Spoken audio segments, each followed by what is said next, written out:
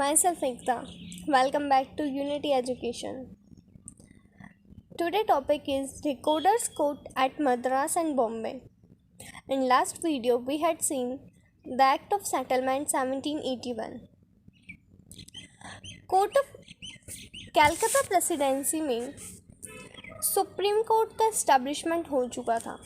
वहाँ supreme court work कर रहा था, बट मद्रास एंड बॉम्बे में mayor's court still functioning. Madras and Bombay में अभी तक मेयर्स कोर्ट फंक्शन कर रहा था, बट अब जब कंपनी की मींस द प्रेसिडेंसी की पॉपुलेशन इंक्रीज़ हो गई है, डेवलपमेंट हो रहा है ट्रेड एंड कॉमर्स का, कंपनी के ट्रेड डेवलप कर रहा है, तो शायद मेयर्स कोर्ट के जो फंक्शन थे वो अनसेटिस्फाइड थी. सो ब्रिटिश पार्लियामेंट ने सोचा कि यहाँ भी एक court of record means the recorder's court को इस्टेब्लिश किया जाए. क्योंकि मेयर्स कोर्ट के जजेस थे वो भी प्रोफेशनल एक्सपर्ट नहीं थे, उनको एक्सपीरियंस भी नहीं था. सो इस वजह से रिकॉर्डर्स कोर्ट का इस्टेब्लिशमेंट हुआ था मद्रास एंड बॉम्बे के अंदर. The court of record still functioning in this presidency.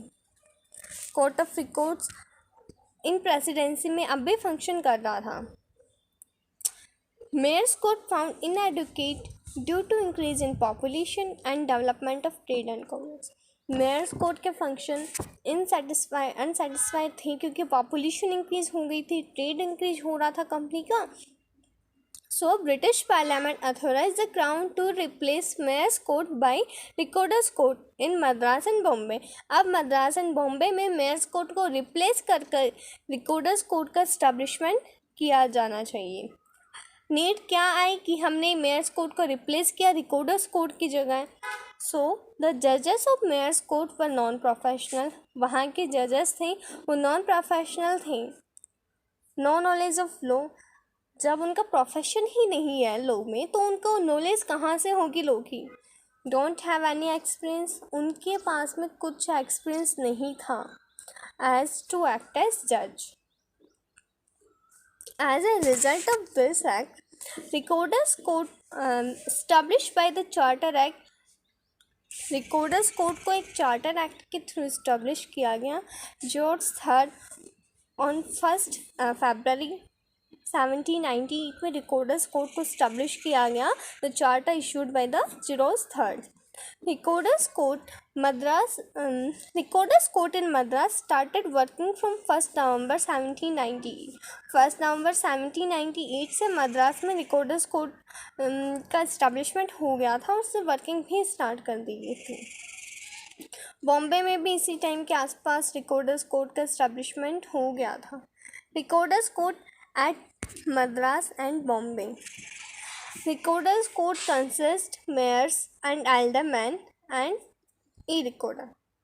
ठीक है भाई, रिकॉर्डर्स कोर्ट में एक तो मेयर होगा, 3 एल्डरमैन होंगे और एक रिकॉर्डर होगा. ठीक है, ये सारे प्रोफेशनल होंगे लॉ में और not less than the 5 year. They are the lawyer not less than the 5 year. Appointment होगा रिकॉर्डर्स का. अपॉइंटमेंट कौन करेगा? हिज मैजेस्टी इसका अपॉइंटमेंट करेगी. रिकॉर्डर्स एज ए प्रेसिडेंट भी एक्ट करेगा उस कोर्ट का. Recorder's was the president of recorder's court.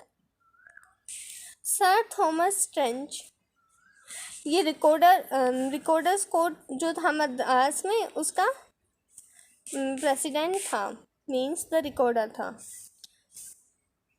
And sir William शेरे ये भी रिकॉर्डर्स कोर्ट जो बॉम्बे में इस्टेब्लिश हुआ था उसका प्रेसिडेंट था. लेकिन रिकॉर्डर्स कोर्ट की लाइफ थी वो लंबी नहीं थी.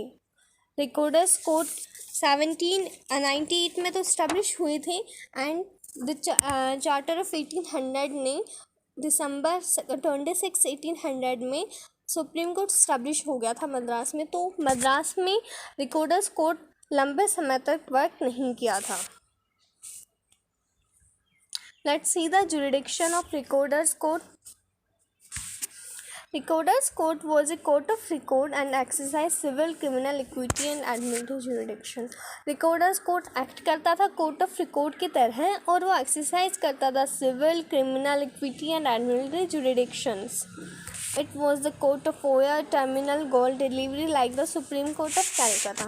ये सुप्रीम कोर्ट ऑफ कैलकाता की तरह कोर्ट ऑफ ओया टर्मिनल गोल्ड डिलीवरी की तरह एक्ट करता था. Don't have jurisdiction over revenue cases के ऊपर रिकॉर्डर्स कोर्ट का कोई जुरिडिक्शन नहीं था. Governor and councils of residence of Madras and Bombay were immune from the. ठीक है भाई, गवर्नर एंड काउंसिल्स के ऊपर रिकॉर्डर्स कोर्ट का कोई जुरिडिक्शन नहीं था. Like the supreme court act of settlement 1781 आने के बाद में गवर्नर एंड काउंसिल्स के ऊपर सुप्रीम कोर्ट का भी कुछ जुरिडिक्शन नहीं था. उसी तरह रिकॉर्डर्स कोर्ट का भी जुरिडिक्शन नहीं था गवर्नर एंड काउंसिल्स की तरह. Jurisdiction of recorder's court over British subject के ऊपर था जो प्रेसिडेंसी में रह रहे हैं. Also exercised over the employees of company और those who directly or indirectly under the working of company. Means ऐसा कोई भी व्यक्ति जो कंपनी में डायरेक्टली या फिर इनडायरेक्टली कंपनी को सर्व कर रहा है वो रिकॉर्डर्स कोर्ट के जुरिडिक्शन में आएगा.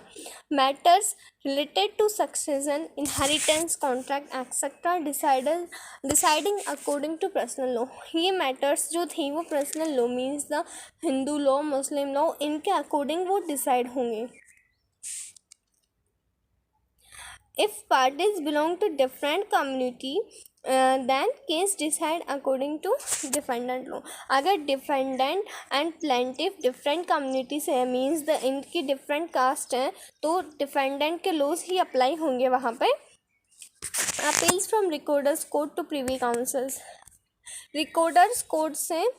रिकॉर्डर्स कोर्ट से अपील डायरेक्ट जाती थी प्रीवी काउंसिल्स के पास में. मीन्स अब रिकॉर्डर्स कोर्ट से अपील गवर्नर एंड काउंसिल्स के पास में नहीं जाती थी, वो प्रीवी काउंसिल्स के पास में डायरेक्टली जाती थी. 1000 तक के डिसीजंस, 1000 पगोडास तक के डिसीजंस फाइनल रहते थे और उसके बाद में अगर सब्जेक्ट मैटर एक्सक्लूड करता है 1000 को तो अपील जाती थी प्रीवी काउंसिल्स के पास. With the establishment of Recorders Court in Madras and Bombay, Mayor's Court come to an end. Recorders court के इस्टेब्लिश हुआ, उसी के साथ साथ मेयर्स कोर्ट का जो वर्किंग थी वो स्टॉप हो गई थी. मेयर्स कोर्ट का फंक्शन स्टॉप हो गया था. Let's see the recorder's court comparison with mayor's court. Recorder's court में जजेस थे वो वेल नोन थे in the field of law, but mayor's court के जजेस mainly the servant of company. They do not have the knowledge of law and they are not professional expert. So the first point is legal knowledge of law to judges. The judges of Mayor's Court without adequate knowledge or experience in law. Mayor's Court के judges को ना तो knowledge था law का और ना ही उन्हें experience था. But the judges of Recorder's Court with full knowledge of law. उनके पास में पूरा knowledge था लॉ का एंड वो प्रोफेशन से लॉयर थे. Court functions more efficiently and effectively. Recorders court का फंक्शन इफेक्टिवली था एंड एफिशिएंट वर्किंग थी उनकी. जजेस वर appointed by king not by the company. जजेस थे रिकॉर्डर्स कोर्ट के वो किंग अपॉइंट करता था, कंपनी अपॉइंट नहीं करती थी उन जजेस को. Jurisdiction. Mayor's court power restricted to civil cases only. Mayor's court की पावर सिविल केसेस तक ही रेस्ट्रिक्टेड थी. मीन्स वो सिविल केसेस ही डिसाइड करते थे. सिविल केसेस भी उनके ब्रिटिश सब्जेक्ट के तो करते ही थी, लेकिन नेटिव्स वो जो वॉलंटरी अपने केसेस को सबमिट करते थे उनके पास में. Recorder's court was empowered to exercise jurisdiction over civil, criminal, equity and administrative. लेकिन रिकॉर्डर्स कोर्ट के पास में सिविल, क्रिमिनल, इक्विटी, एडमिनिस्ट्रेटिव इनके ऊपर भी जुरिडिक्शन था. Means the jurisdiction of mayor's court was limited and the recorder's court was wider than mayor's court. Jurisdiction on natives.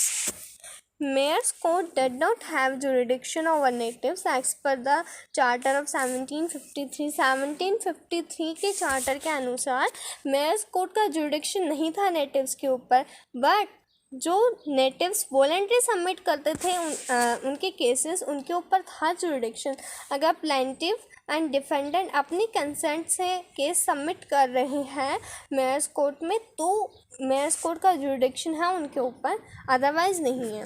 But recorders court has jurisdiction over it's natives. लेकिन recorders code का jurisdiction था जो natives रहते थे उनके precedence में, उनके ऊपर। Applicability of law, Mayor's court only apply English law, but Recorder's court apply the personal laws of natives. Mayor's court केवल इंग्लिश लॉ अप्लाई करता था, but recorders court personal laws apply करता था। Final decisions, the decisions of mayor's court could be final and appeals always lead to governor and councils, sorry never be final. Mayor's court का decision हमेशा final नहीं होता था। Mayor's court से appeal जाती थी गवर्नर एंड काउंसिल्स के पास में, फिर वहाँ से जाती थी प्रीवी काउंसिल के पास। लेकिन रिकॉर्डर्स कोर्ट का डिसीजंस 1000 पगोडास तक फाइनल रहता था, और मीन्स हम कह सकते हैं कि रिकॉर्डर्स कोर्ट जो था उसका वाइडर जुरिडिक्शन है देन मेयर्स कोर्ट। अपील लेटू, अपील्स कहाँ जाती थी? मेयर्स कोर्ट से अपील जाती थी। पहली अपील गवर्नर एंड काउंसिल के पास में जाती थी। अगर सब्जेक्ट मैटर 1000 पगोडास को एक्सक्लूड करता है तो second appeal king in councils के पास जाती थी। But recorders court appeals directly lead to king in council, लेकिन रिकॉर्डर्स कोर्ट से appeal directly king in council के पास में जाती थी। मेयर्स कोर्ट से अपील जाएगी गवर्नर एंड काउंसिल के पास में। अगर सब्जेक्ट मैटर 1000 पगोडास को एक्सक्लूड किया है तो सेकंड अपील जाएंगी किंग इन काउंसिल्स के पास में, ठीक है। लेकिन रिकॉर्डर्स कोर्ट से डायरेक्टली अपील जाती थी किंग इन काउंसिल के पास में अगर सब्जेक्ट मैटर एक्सक्लूड करता है 1000 पगोड तक, ठीक है। Separation between executive and judiciary, recorders court ने सेपरेट कर दिया था एग्जीक्यूटिव और जुडिशरी का, मीन्स इन दोनों का आपस में कोई इंटरफेयर नहीं होगा। But separation did not exist in mayor's court, mayor's court में सेपरेशन था ही नहीं, because the servant of company was the जजेस of mayor's court. Mayor's court के जजेस कौन अपॉइंट कर रहा था? गवर्नर एंड काउंसिल्स अपॉइंट कर रहा था। Mayor's court was subordinate to governor and councils.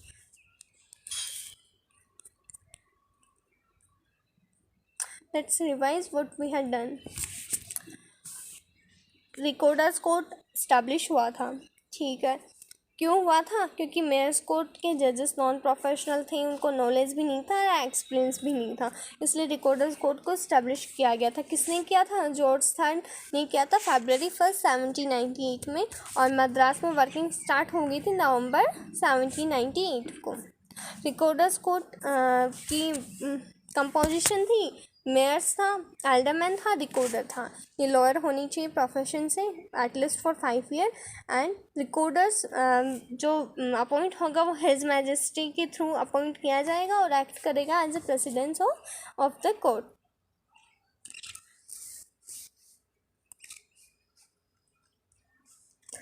Jurisdiction, recorder's court का जुरिडिक्शन सिविल, क्रिमिनल, इक्विटी वगैरह इन सब के ऊपर था। ये court of terminal gold delivery की तरह भी एक्ट करता था, like the supreme court of Calcutta.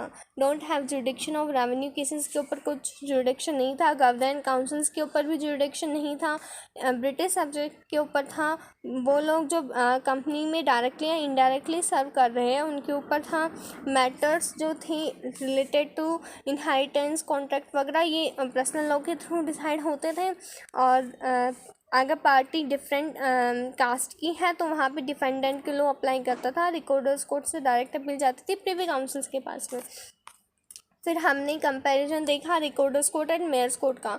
Recorders court legal knowledge, mayor's court के पास के जजेस के पास में कुछ लीगल नॉलेज नहीं थी, बट रिकॉर्डर्स कोर्ट के जजेस हैव द लीगल नॉलेज।